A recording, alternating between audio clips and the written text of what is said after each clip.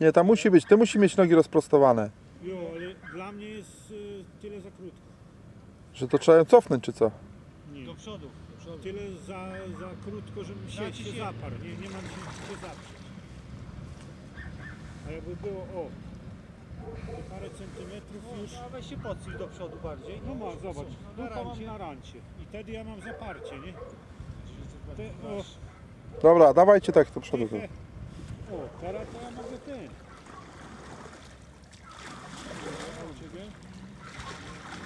Środek tam Teraz ja mam zaparcie. A ty, Andrzej, się zapierasz o ławkę? Co? Ty się zapierasz o ławkę? No ten. Andrzej, ty się zapierasz o ławkę? Ja dobrze jestem.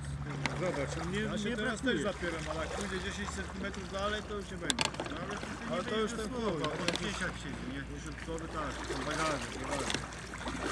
Zobacz, no jak siedzę tak, to wtedy mnie jest wygodniej tak. Patrzcie, nie? Jo, mam zaparcie, wiesz.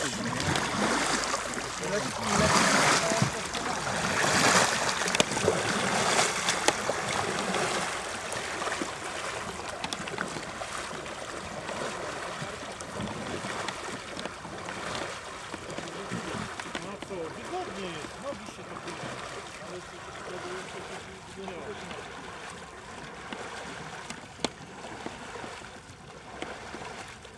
to dużo daje. Ja mam zaparcie, wtedy możesz dawać.